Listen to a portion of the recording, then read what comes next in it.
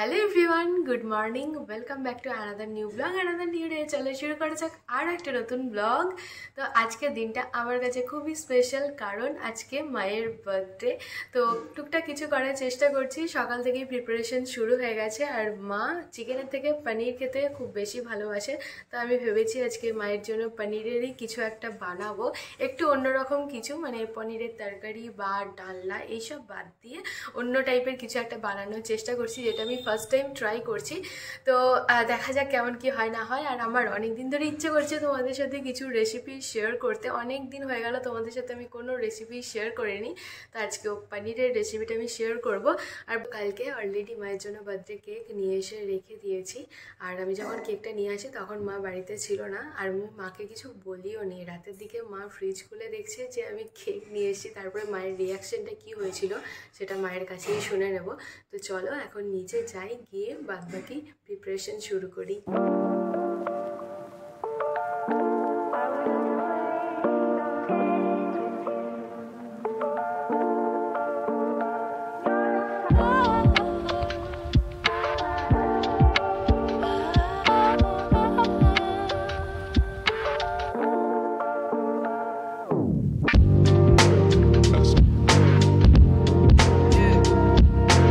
পনিরগুলোকে এখন piece piece করে নিয়েছি, আর ওগুলো নুন জলে ভিজিয়ে রেখে দিয়েছি। 10 মিনিট মতো ভেজানো থাকবে। আর আমি ইউটিউবে রেসিপি দেখেছি কাশ্মীরি চিকেনের, বাট চিকেন তো বানাচ্ছি না, পনির বানাচ্ছি। কাশ্মীরি পনিরের রেসিপিটাই তোমাদের সাথে একটু শেয়ার করব। বলো কেক দেখে কিরকম রিয়াকশন হয়েছিল? আমি কি করে জানবো তুই কেক এনে ফ্রিজের মধ্যে রেখেছিস? আমার তো সেই জন্যই বললাম বাবারে এত বড় কেক কে নিয়ে এলো। আর আমি ভাবলাম বোধহয় ইঁদুর বিড়াল কিছু ঢুকে গেছে ফ্রিজের মধ্যে, তোমার ওমাগো শুনে। এদিকে বানানো হচ্ছে পায়েস। তো পায়েস বানাতে আমি খুব একটা ভালো পারি না, তার জন্যই মা পায়েসটা বানাচ্ছে। আর এদিকে তো পনিরটা ভিজিয়ে রেখেই দিয়েছি। একটা দাও, ব্যাস।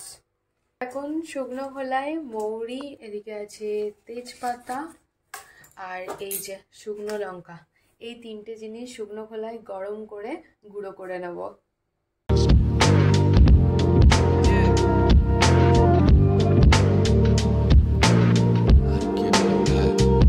গোলমরিচ নিলাম 4 চামচের 1 চামচ, আর গরম মশলা নিলাম 1/2 চামচ মতো। তো এটাও শুকনো খোলায় একটু গরম করে নিচ্ছি। আর এই দিকে দেখো, এই মশলাটা কিন্তু খুব ভালোভাবে পেস্ট করে নিয়েছি। মৌরি, শুকনো লঙ্কা, তেজপাতা পেস্টার সঙ্গেই গোলমরিচ আর গরম মশলা শুকনো খোলায় গরম করে একসাথে রাখলাম।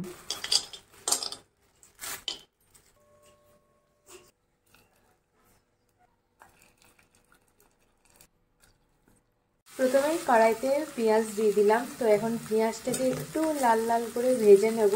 তেলের মধ্যেই বাটার দিতে হতো, বাট আমি ভুলে গেছিলাম, তেলের মধ্যে পেঁয়াজটা দিয়ে দিয়েছি। তো এখন আমি বাটারটা অ্যাড করে দিচ্ছি।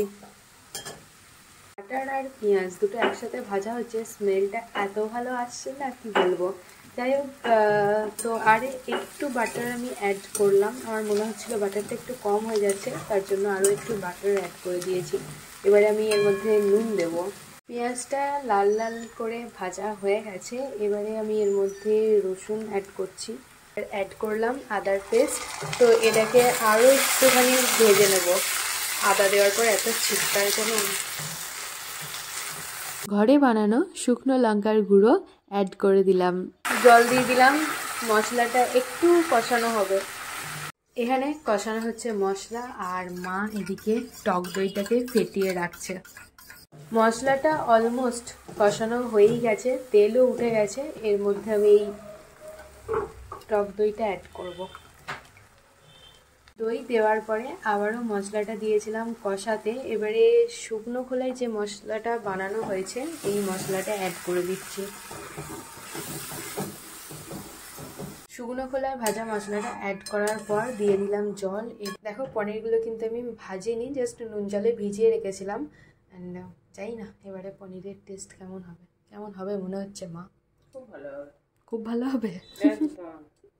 মা সবসময় পনির ভেজে তারপরে রান্না করে, তো আজকে আমি বললাম মাকে যে একটু অন্যরকমভাবে বানাই।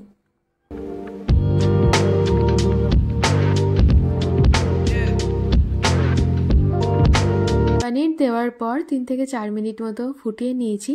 এবারে কাসুরি মেথি দিয়ে দেব। বাস আমাদের কাশ্মীরি পনির রেডি টু সার্ভ।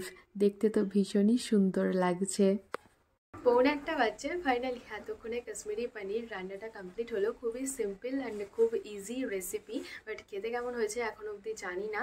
তো মাকে যখন সাজিয়ে খেতে দেবো তখনই মায়ের কাছ থেকে রিভিউটা নিয়ে নেব। তবে আমার ইচ্ছা আছে আজকে ডিনারটা মাকে একটু সাজিয়ে খেতে দেওয়ার। তার জন্য এখন চিকেনও বানানো হবে। এতক্ষণ আমি পনির রান্না করছিলাম, মা আমাকে একটু হেল্প করে দিচ্ছিল। তো এবারে মা চিকেন রান্না করবে, আমি মাকে একটু হেল্প করে দেবো। 1:45 বেজে গেছে, তাই যেটাই করবো সেটা খুব তাড়াতাড়ি করতে হবে। তো আজকে পুরো লেট চলছি। আর চিকেনের রেসিপিটা আমি আর শেয়ার করছি না, কারণ সিম্পল চিকেন কষাই বানানো হবে। রাতে তো নান বানানো হবে, আর নানের জন্য মা ময়দা দিয়ে দিয়েছে। ময়দার সাথে তো ময়ন দিয়েছে, তার সাথে দিয়েছে আমুলের গুঁড়ো দুধ। আই থিঙ্ক তোমরা বুঝতে পারছো গুঁড়ো দুধটা। তো নান কিভাবে বানাতে হয় আমি জানি না, এখন তোমাদের সাথে রেসিপি শেয়ার করছি আর সাথে সাথে আমিও দেখছি আর শিখছি। আচ্ছা, আরও একটা কথা বলতে ভুলে গেলাম, নানের ময়দার মধ্যে কিন্তু কাসুরি মেথিও দেওয়া রয়েছে।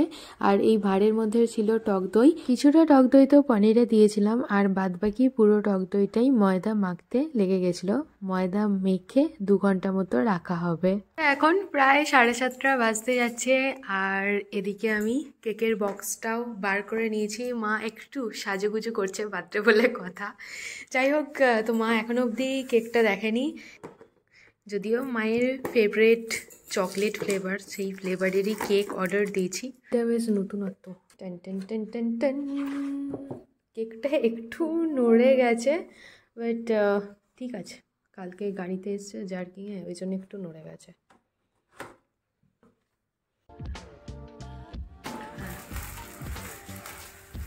Happy birthday to you.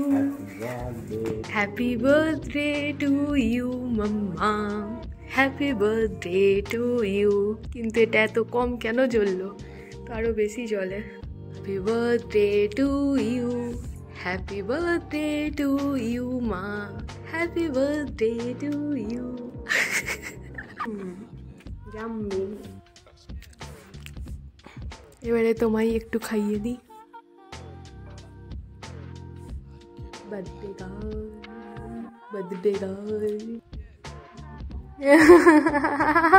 চা ছুরিটা দিয়ে খাইয়ে দিলে। হায়, এখন চলছে রাতে ডিনারের প্রিপারেশন। এদিকে বুবাই নানগুলো ভেজে নিচ্ছে, আর আমি একটা একটা করে বেলে বেলে রাখছি। তো এখানে মাকে ডিনার সাজিয়ে গুছিয়ে দিয়ে দিয়েছি। কি কি আছে ডিনারে চটপট বলে দাও। নান আছে, রসগোল্লা আছে, পায়েস আছে, চিকেন আছে, কাশ্মীরি পনির আছে। এবার একটু টেস্ট করে বলো দেখি কেমন হয়েছে। পনিরটাই টেস্ট করে বলো, ওটাই আমার কাছে নতুনত্ব। না, আগে তুমি, যার বার্থডে সে আগে।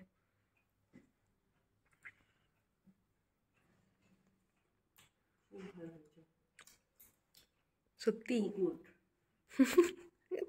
এবারে বুবাইয়ের কাছ থেকে রিভিউ নেব, বুবাই একটু খেয়ে বলবে। এবারে বুবাই টেস্ট করে বলবে যে কাশ্মীরি পনিরটা কেমন হয়েছে। ভালো হয়েছে? তুমি আমাকে ভালো রিমাইন্ডার দিয়েছিলে যে মাকে হাত লাগাতে দিবি, না হলে রান্না খারাপ হবে। ঠিক আছে। তো আমার ডিনার কমপ্লিট হয়ে গেছে, এখন প্রায় 11টা বাজতে যাচ্ছে। তো নানটা ভীষণই টেস্টি হয়েছিল, খুব সফট হয়েছিল অ্যান্ড ভালো ফুলেও ছিল। ময়দাটা অনেকক্ষণ মাখিয়ে রাখা ছিল তো, আর ময়দাতে কী কী দেওয়া হয়েছে সেটাও তোমাদের সাথে শেয়ার করেছিলাম। নানের সাথে পনিরটা ভীষণই টেস্টি লাগছিল। সেরকম কিছু মশলা তো পনিরে দেওয়া ছিল না, কী কী দিয়েছি সবটাই তোমাদের সাথে শেয়ার করেছি।